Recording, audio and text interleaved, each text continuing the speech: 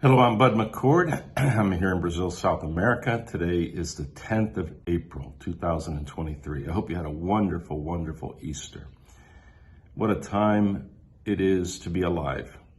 There are so many wonderful and good things happening around the world, but boy, there's no lack of tension, conflict, and what a great time to talk to people about Jesus Christ. What a great time to ask them, what do you think of Jesus?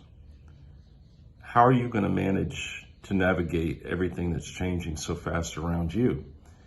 It's a great time here in Brazil to talk about Jesus, I can tell you that. And I'm getting ready to have another opportunity to go to Portugal. And I should arrive in Portugal on about, I think, the 25th of April, and I'll be there until May 15th.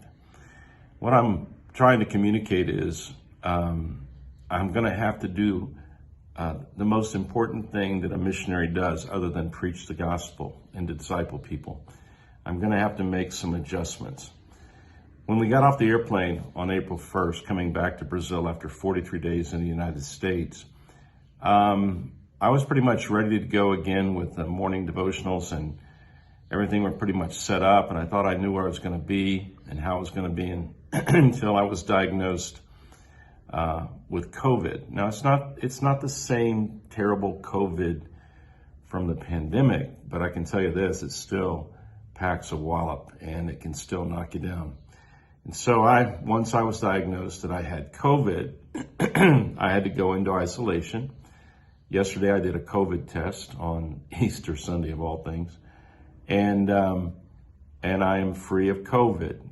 Now, the other part of this story is that apparently Pam caught COVID at the same time I did. It probably was on the flight coming back to Brazil. And so her symptoms were almost the same as mine, but she was a day or two behind me in the symptoms. And so she is still going to have to be in isolation, and pray for her that she'll be completely recovered pretty soon. She's a real warrior when it comes to not giving in to anything that's negative. And so she's doing her very best, and she took great care of me in spite of the fact that she was also not feeling well. Now I get a chance to help her a little bit. So I was really struggling, trying to figure out if I was going to be able to do these devotionals every day, starting right now to the 10th, all the way until my trip and during my trip, and it got way too complex. So I'm going to have to make an adjustment. Years and years ago, I was on the island of Haiti. I'm talking about in the 1970s. And I met a missionary in the mountains of Haiti. Her name was Granny Haldeman. And she was like in her 80s at the time that I met her. And she had gone to Haiti as a missionary when she was 54 years old. And I was there with a group called the Smite Singers, which later became the Light Singers from Liberty University. And we were on a mountaintop in the middle of the night in Haiti, and that's an experience. There's not much electricity up there at that time of the day or night. And she told us that she was going to give us the 3 keys to missionary success. And she said the number 1 key to missionary success is adaptability. And then she told some stories about how she had adapted when she came to Haiti at 54 years of age, and she was not married, and she was there without all. She just told some incredible stories. And then she went to point 2, and she said the second characteristic or skill of a missionary is adaptability. Well, she just said that, so I thought, well, she's getting old, so maybe she's just repeating herself. And she told more stories about adaptability and how she had to adapt and all the stuff that she had to do. And then she said the third key is adaptability. And I really think I thought she'd lost it by that point in time. I was very, very young at that time. But it always stuck with me as, boy, if you're going to be a missionary and you're going to start moving around the world and you're going to start talking to people about Jesus, then you better have an ability to adapt. Now, that's a long story to say this. I don't like to put things online that are not ready. And so I was going to start up on a course maybe today called the Commandments of Jesus. And I've been working on this for a long time. I worked on it for hours and hours on Saturday and Sunday.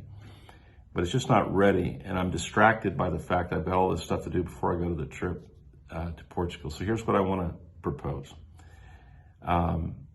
There's a young man here in Brazil. His name is Ulysses, and he is the guy who helps me with all the posting and everything on Facebook and YouTube. He's going to post every morning at the time we normally post things, a course that we did a year ago called The Satisfying Life.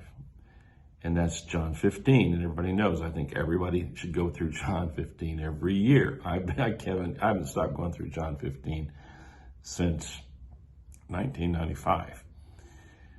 Well, I want you to consider just letting Ulysses, and he's going to post up in English and in Portuguese on YouTube and on Facebook.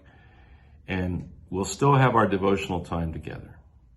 I asked Pam yesterday if she was going to watch, and she said, of course, I'm going to keep watching. Well, Pam has heard this about 1,000 times, but it's always a good thing to keep on remembering. It's a part of the spiritual journey.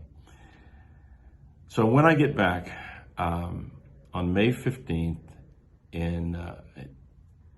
after the trip to Portugal, and I'm going to be working on this other course, at some point in time, either it'll be June 1st or at the end of May, I'm not sure the date, I really want to meet every morning and talk about the commands of Jesus. It'll be a study of at least, I would think, maybe 50 or 60 moments together. And then it can be posted in other places where people can catch it later on. And at some point in time, God can use that in the life of other people. So I apologize for not having something that's going to be coherent. I thought I was going to be doing this all live, but it's just not going to work. Pam is going to have her testing for COVID and during this week to see if she can go back out. And I'm getting ready to go out the door for the first time really in about 9 days. And you can tell by my voice, it's a little bit stressed still, but everything is good. And I'm also going to do this. I will be doing this. Several people when I was in the United States, they asked me to do some more live things where I'm walking around the city of Brazil and just talk and just post them whenever it happens and all that. So here's what I'm going to do. I'm going to do my best over the next month to, every time I find a moment or a time where I can just stop, and maybe I'll be somewhere in Portugal, or maybe I'll still be here in Brazil, and just share something that's going on and keep our dialogue going together. This habit of getting up very early and doing these devotionals has been very, very good for me and for Pam, and I hope it's been good for you too. It's been a great discipline. So I am going to try to do that, and I want to thank you for your interest. It never was my intention to try and build this enormous platform with thousands and thousands of people. It really was to just say, find people who are interested in listening and talking, and we would enjoy the time together. So tomorrow morning, at the normal time that we would have me coming on, or the video of me that I would do early in the morning coming on, there will be this course, The Satisfying Life. Now there's other courses. If you want to click on Facebook or YouTube and pick a course like 1 John or the Gospel of John or the Sermon on the Mount, and just use that as a daily devotional path, that's great too. But I would encourage all of us to do the thing on The Satisfying Life. Again, I'm always doing The Satisfying Life in my mind, so I know it still keeps doing so much good in my life. Hey, have a great day. And I look forward to coming back eventually on the end of May and being ready with this material about the commands of Jesus. I'm really inspired to be working on that. Have a great day. Keep walking with Jesus. Live him today. Don't worry about all the problems of the world. Keep living Jesus. God bless you.